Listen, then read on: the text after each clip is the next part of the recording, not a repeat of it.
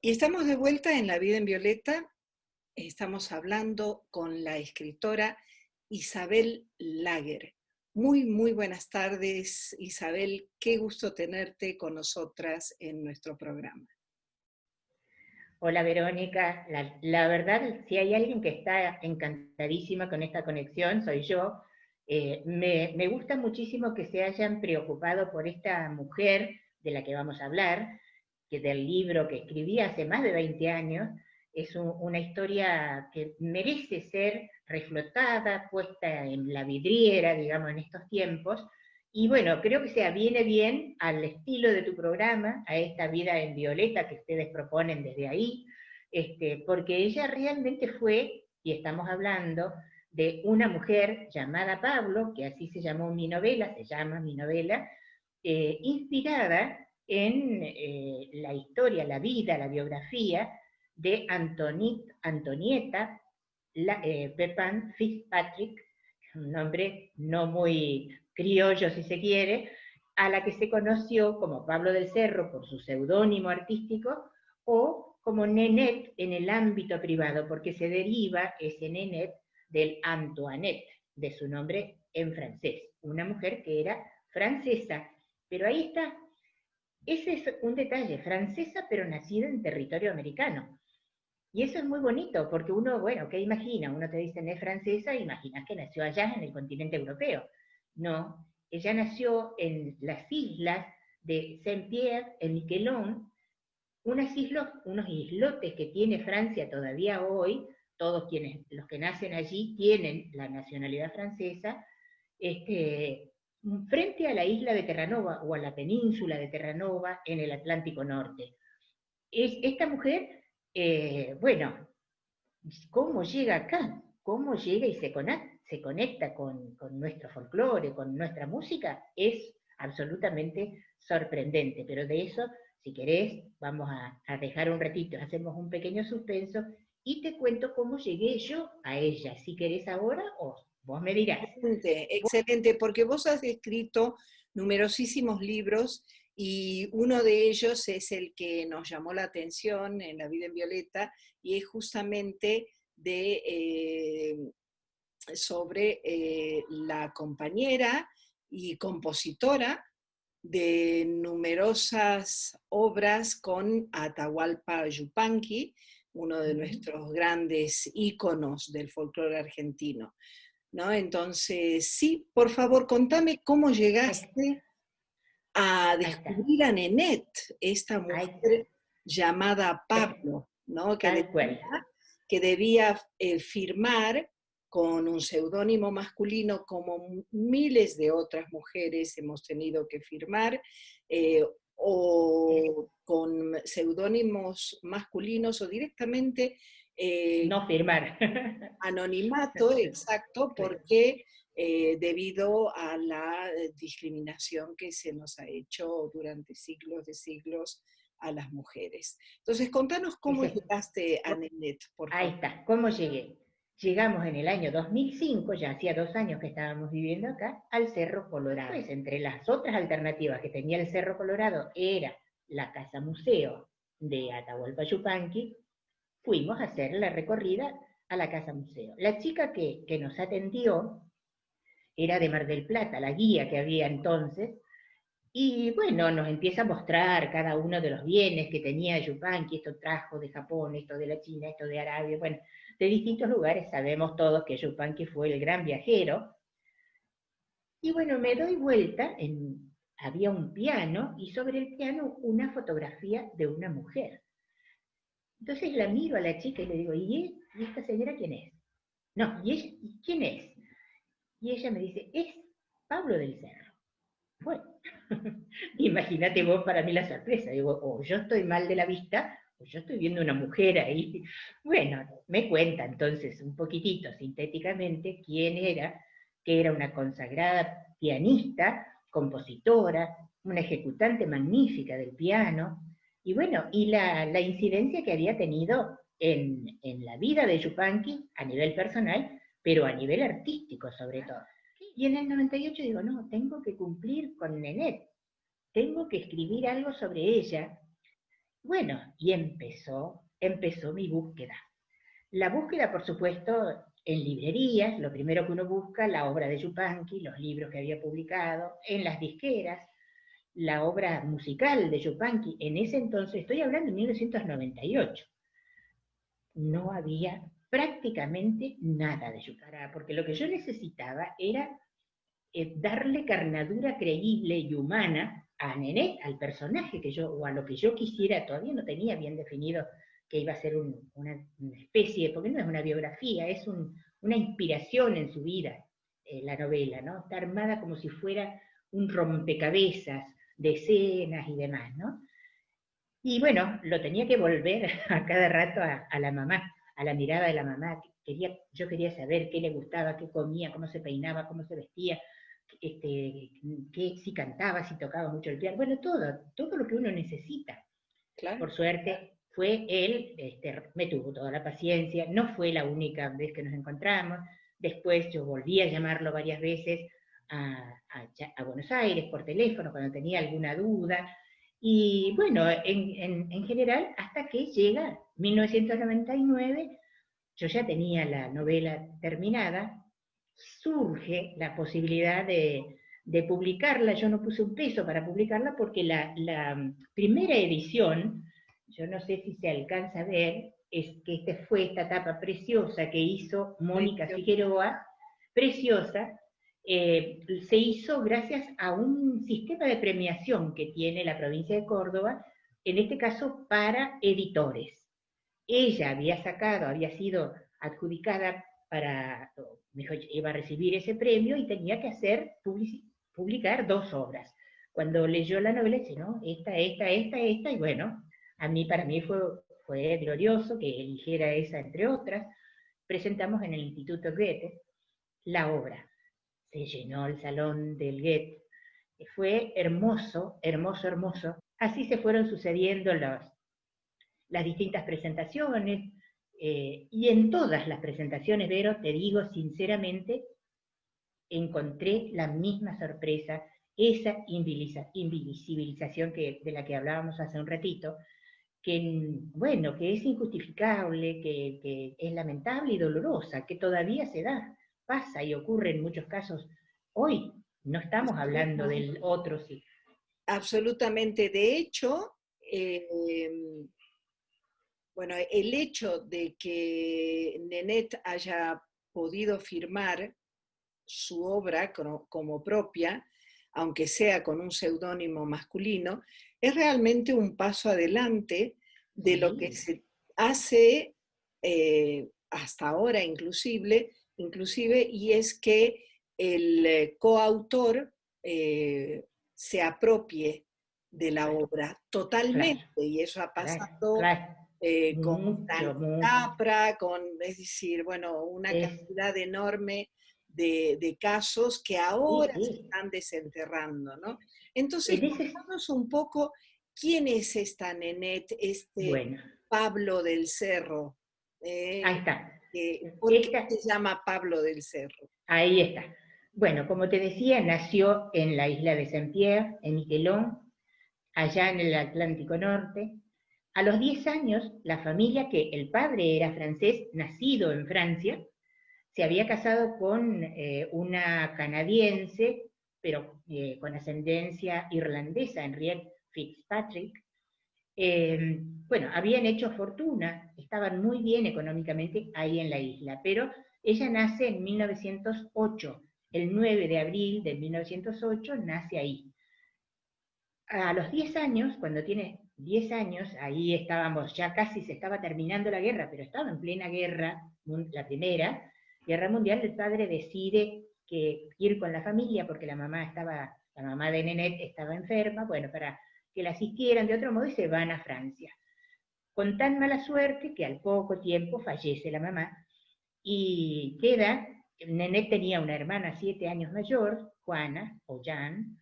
El padre, que no sabía qué hacer con estas 2 chicas, las interna en un colegio como pupilas, un colegio que tenía una enorme proyección, una enorme formación hacia lo artístico, y como ambas tenían esa tendencia y la habían manifestado desde siempre, la hermana en la pintura y la danza, que de hecho después se destacó en eso, más que en la danza, y Nenette en la música.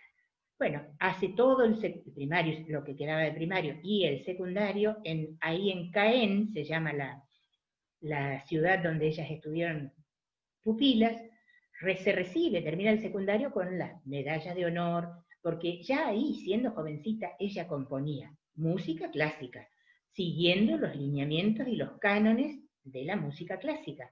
Claro. Entonces, tuvo una formación muy rigurosa, porque ella era muy rigurosa en su vida, no solamente con la música, lo era para todo, era autoexigente y también exigente con la calidad, con lo que se debía presentar. Cuando en el año 1903, fines de 1930, 32 más o menos, la hermana ya se había venido acá porque se había enamorado de un bailarín en Buenos Aires, se había casado y se quedó a vivir en Buenos Aires, invita a su hermana y a su padre a que vengan a Buenos Aires. Les dice que Buenos Aires es una ciudad maravillosa, etc. Bueno, los convence.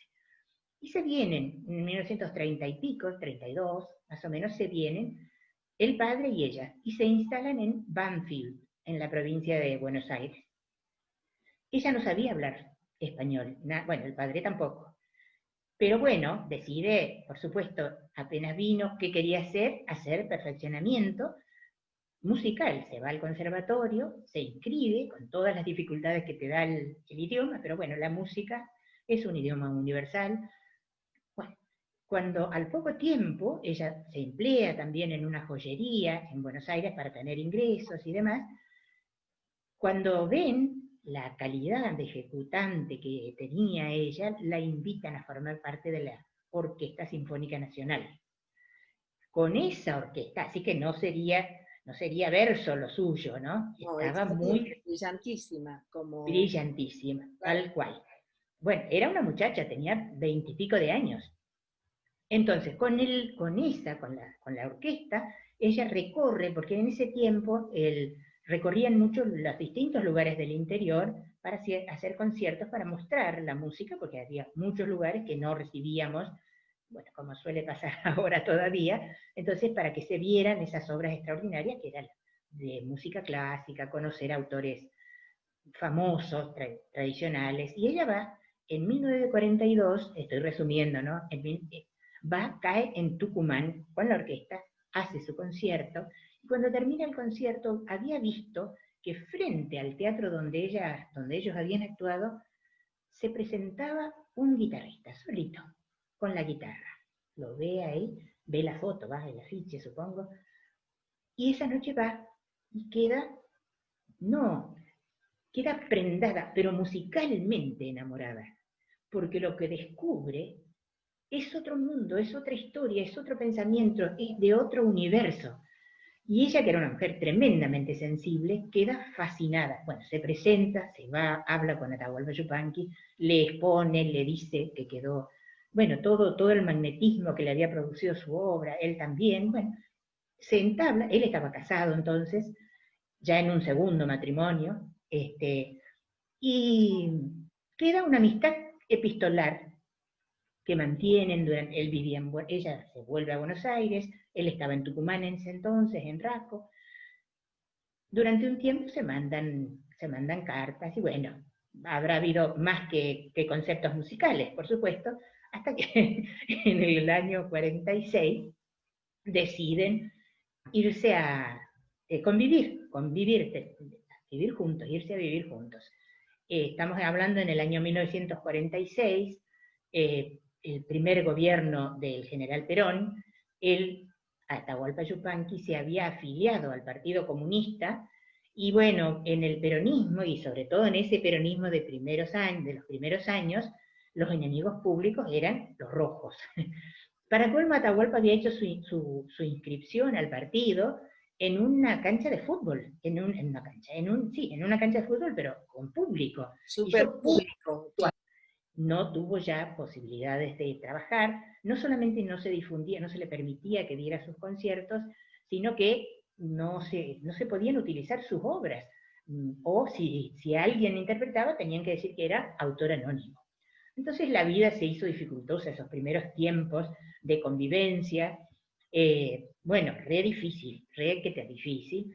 Hay un momento en el 46, más o menos, que deciden ya la convivencia, vivían en San Telmo, estaban tan enrarecidos los aires entonces, que Atahualpa le dice, yo tengo un ranchito así así en el Cerro Colorado, nos vamos, bueno, y deciden, se instalan un tiempo, bueno, ahí encuentran un solaz, un clima de paz, es un pequeño paraíso, hoy todavía está tan incontaminado, hay poco, ha avanzado un poquito, pero no hay cambios, entonces vos vas al Cerro Colorado y estás en un tiempo detenido todavía, les vino muy bien a ambos, ¿no? Claro. Queda embarazada, ella tenía ya 40 años, 40, no era una niñita, casi 40 años, queda embarazada en el 1948, nace el único hijo que ella tuvo, que es Roberto, el Colla Llavero. A lo mejor, no sé si llegó allá, pero bueno, el Colla es hoy quien se hace cargo del, quien se ocupa de la gran difusión, de la obra de sus padres. En principio siempre se habló de la obra de Yupanqui, pero bueno, ahora por suerte, un poco con tanta picadura de sesos que hemos hecho con Nenet, también la ha incluido y le ha dado mucho espacio a la obra de su mamá también. Así que está, es así en síntesis, cómo surge la internacionalidad de Yupanqui a instancias de Nenet, porque ¿qué hace ella? Claro. Ella deja de hacer los conciertos que hacía cuando queda con su niñito, con su bebé, su marido que no puede trabajar.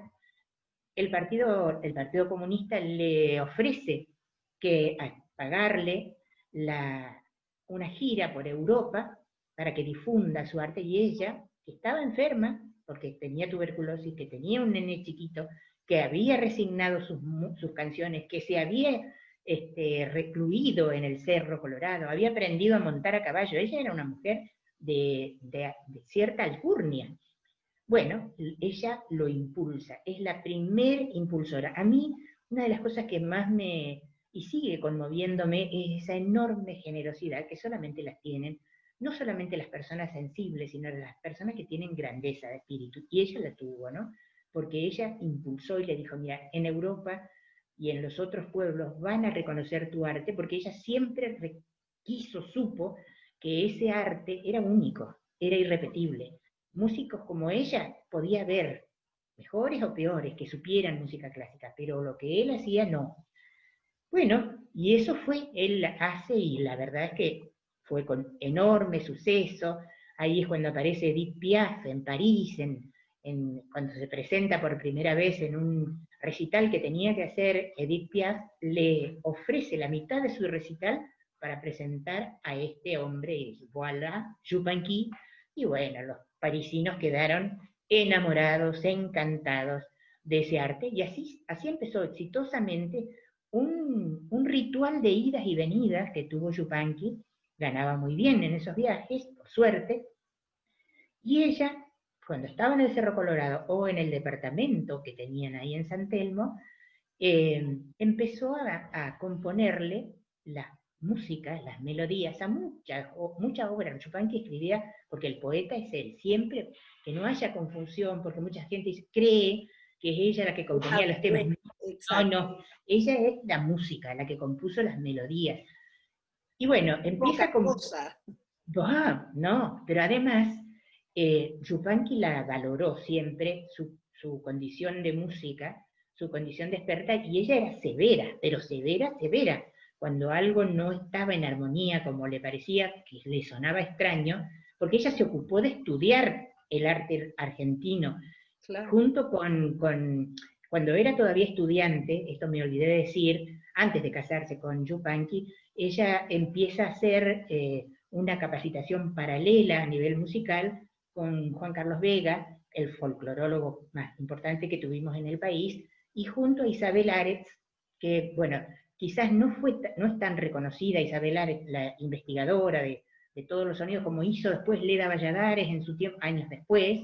Bueno, Isabel Aretz, junto con ella, iban y recorrían los distintos pueblos, sobre todo el noroeste argentino, en donde habían encontrado retumbos, melodías y canciones que les eran desconocidas, y entonces hacen una investigación profunda Así que ella estudió sesudamente el arte nuestro, el arte argentino.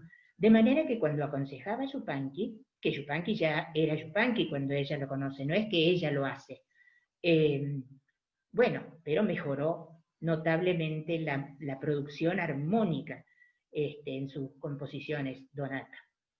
Bueno, así es como surge en un determinado momento, él le dice, o se sugiere, o se supone, que tenía que firmar los temas, y ella dice, yo no puedo ponerle, porque el público no aceptaría que una extranjera firme Aparte, claro. en folclore, ¿no? Del arte criollo. Y entonces, bueno, dice, bueno, voy a buscar un seudónimo. Y un día ahí, estando los dos solos ahí en el Cerro Colorado, dice, Pablo del Cerro.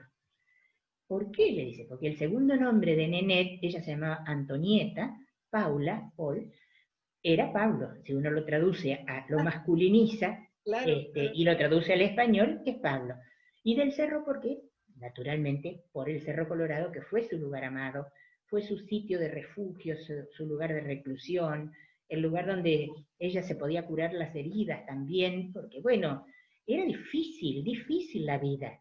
El Cerro Colorado, bueno, como vos comentabas, y me imagino que en tantos otros programas que están difundiendo, este machismo que todavía sobrevive hoy es mucho más arraigado y en el ámbito del criollaje más acentuado aún. Entonces, pero ella se integró como pudo, a pesar de que quizás no era una mujer, era bastante callada, bastante introvertida, era muy respetada, pero no era esas mujeres, bueno, que abrían la puerta a todo el mundo, no. Entonces, no era fácil, no era una mujer sencilla, pero fue reconocida por la gente de ahí del cerro y después reconoció, bueno, a nivel en Buenos Aires tenía más posibilidades porque ahí había también un ámbito, en el ámbito musical en que se movían, cultural, mejor dicho, bueno, se le daba un enorme valor. Así que bueno, ella empieza a hacerle los consejos, le pataleaba muchas veces Donata internamente cuando le decía, no, no, no, esto no, así no, está mal. No, decía, eso tiene que ser así, porque esto me contaba Coya, que no, y ella no aflojaba, por supuesto, porque estaba segura de lo que le estaba diciendo, terminaba convenciéndolo porque no le estaba diciendo un disparate. Así que las mejores obras, yo creo que las mejores obras del repertorio Yupanqui de la época, de ahí, de fines del 40, de los 50 y los 60, la mejor obra de Yupanqui es la que hacen en coautoría, porque también habían logrado una simbiosis muy especial, ambos, de respeto, porque más allá del amor y del cariño, había un respeto profesional, Claro. ambos. Ella lo admiraba y él a su vez a ella, ¿no? Entonces, uno ve muchas de las canciones, escucha las canciones y son joyitas, ¿Nos podrías musicalmente. mencionar algunas de esas canciones compuestas en conjunto con Atahualpa Yupanqui? Sí, bueno, por ejemplo, para mí una de las que a mí más me gusta es el alazán. Uno escucha el alazán y te conmueve lo que cuenta, porque la historia es para conmoverse, porque era un caballo que ellos amaban muchísimo y que se había desbarrancado y se había muerto solito en la profundidad del precipicio. Eh, pero musicalmente, bueno, te llega al corazón. Luna Tucumana, La Chacarera de las Piedras, La Nadita, chacareras que son solamente, sin letra, son solamente de ella, de Pablo del Cerro exclusivamente, que se tocan a nivel instrumental. Bueno, yo en el momento en que hice la investigación recabé 44 canciones. Con el tiempo, y ahora te cuento por qué también, se suele decir, no se suele decir, sino se asegura, que en Sadaic, que es el lugar donde se inscriben las canciones, hay 65 canciones que comparten coautoría tanto Yupanqui con ella. ¿Y por qué se hizo esta exhaustiva lista de músicos? Porque al año siguiente, yo publiqué, recordás, en el año 2000 la novela. En 2001, Víctor Pintos un periodista de Buenos Aires, que ahora está en Córdoba ya hace mucho tiempo, se instaló en el Cerro Colorado para hacer un trabajo de reorganización de todas las cartas que Atahualpa Yupanqui, que escribía muy bien y que contaba todo lo que le pasaba en los distintos lugares, como un diario de viaje magnífico, le mandaba a Nenet. El libro se llamó Cartas a Nenet, lo publicó Editorial Sudamericana. Para los yupanquianos que todavía no conozcan esto, lo recomiendo, además de una mujer llamada Pablo, recomiendo la lectura, porque allí, en todas esas cartas, uno ve el cambio enorme que Yupanqui tuvo desde los primeros años cuando la conoce. Uno ve a un Yupanqui casi paternalista, que la orienta, que le dice qué tiene que hacer, cómo tiene que hacer y demás, hasta va subiendo la importancia. Se pone nervioso cuando ella le demora, no teníamos WhatsApp como ahora, cuando demoran las inscripciones. Él estaba en Japón y quería al otro día, a lo mejor porque estaba ansioso, quería recibir la información o el concepto de lo que él le había mandado. Bueno, entonces uno va viendo que hay una dependencia linda, genuina de él, ¿no? Tanto es así que, bueno, cuando el 14 de noviembre de 1990 fallece Nenet de un ataque al corazón, queda devastado. Claro. Atahualpa queda devastado totalmente y ya no volvió a ser el mismo. Y bueno, él todavía va a vivir casi un año y medio más, casi 2 años más, y muere en Francia. Ella muere en Buenos Aires, él en Francia. Así que se cruzaron los caminos para quedar cada uno en la tierra del otro, ¿no? O sea, como a mí me parece que es un simbolismo maravilloso de lo que fueron esas vidas, ¿no? Qué hermosísima historia. Y bueno, te agradecemos un montón que nos hayas dado con estos detalles, ¿no? Isabel, tu libro tuvo un éxito enorme, enorme. Contanos un poco, por favor, sobre esta sorpresa editorial casi, ¿no? Así es. Contanos un poco sobre él. Bueno, el libro que publicó y que trabajó tan, porque le hizo una vestimenta tan maravillosa, lo voy a mostrar, porque este fue el libro que hizo la editora Mónica Figueroa, una editora cordobesa, que hizo la primera edición de 500 ejemplares. Esto en septiembre del año 2000. A los 2 meses se agotó la edición, cosa que yo no lo esperaba para nada, por supuesto. Entonces ella decide afrontar por sí misma una nueva edición de 1000 ejemplares. Bueno, de hecho, los hizo, y en ese momento, claro, había causado tal impacto el libro, el personaje. Cuando lo presentamos en el marco del Festival del Folclore, hay un encuentro de poetas en ese lugar, presentamos el libro, bueno, presentamos en distintos lugares, nos invitaron, digo nos, y la incluyo a ella porque ella estuvo siempre acompañando, siempre que pudo, y el Coya también me acompañó en muchas presentaciones. Fuimos a Buenos Aires. Presentarlo en Buenos Aires, te digo, Vero, fue impresionante, porque si hay algo que uno no imaginaba, yo por lo menos no lo imaginaba, que un trabajo, bueno, me llevara al corazón del país, ahí a la Casa de Córdoba, para colmo, reinauguramos el auditorio, porque hacía un tiempito que había estado cerrado, así que estaba todo flamante, hermoso. En el acto se presenta, me presenta el libro, Miguel Ángel Gutiérrez. Miguel Ángel Gutiérrez, les cuento a tu audiencia, fue durante mucho tiempo uno de los animadores que tuvo el Festival de Folclore, un poeta cordobés maravilloso, extraordinario. Bueno, dijo unas palabras geniales, magníficas. Estuvo también Suma Paz. Suma Paz es una cantante yupanquiana, yo creo que fue la yupanquiana por excelencia, digamos, y en el rubro mujer, que luchó por imponer el repertorio de Yupanqui, que no es fácil, no es festivalero, no es del palma a palma. Estuvo ella, dijo unas palabras tan bellas, cuando me abrazó al recibirme fue tan bonito, tan como, bueno, hermoso fue, hermoso, hermoso. Ella era licenciada, falleció ya hace unos años, era licenciada en letras, y bueno, hizo unos comentarios hermosos porque dice, yo la veía a Nenet mientras leía tu libro, ¿no? Porque eran esas respuestas, esas Claro, historias. porque ella la había conocido personalmente. Sí, mucho, mucho, la había conocido. Entonces, para mí eso, que el Coya en su momento me dice, sí, es mamá, ese es el clima de casa.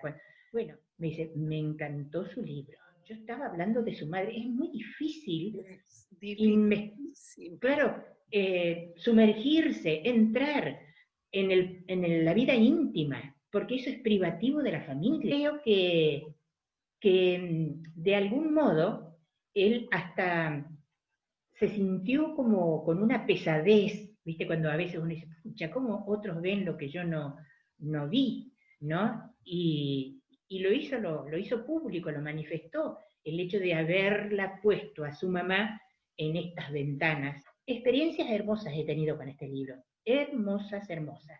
Y cada vez que, por ejemplo, el año pasado se hizo el Congreso Iberoamericano de la Lengua, que hace o ¿cómo se llama? La Academia Española y el Instituto Cervantes, y bueno, me invitaron a dar una charla sobre Nenet, que fue un orgullo para mí también, había un público internacional, también de la Argentina, fue precioso, realmente lindo, porque bueno, se trataba de destacar el lenguaje, y en este caso, el lenguaje de Yupanqui es sustancial. Nadie puede quitarle el valor poético y creador que tiene Nonata, ¿no? Isabel, contanos dónde podemos encontrar tu libro, bueno, el del que Sí, estamos hablando, porque ya hemos sí, dicho que has escrito muchos más, pero sí. ¿dónde podemos encontrar una mujer llamada Pablo? Y en este momento el único lugar es Mercado Libre. Excelente. Isabel Lager, periodista y escritora, mil gracias por haber estado con nosotras en La Vida en Violeta. Seguiremos hablando de tus libros, de tu producción. Desde ya, muchísimas gracias, pero muchísimas, Vero, por este espacio, por la atención, por el interés, por tus preguntas generosas y cálidas. Isabel, mil gracias. Gracias a vos.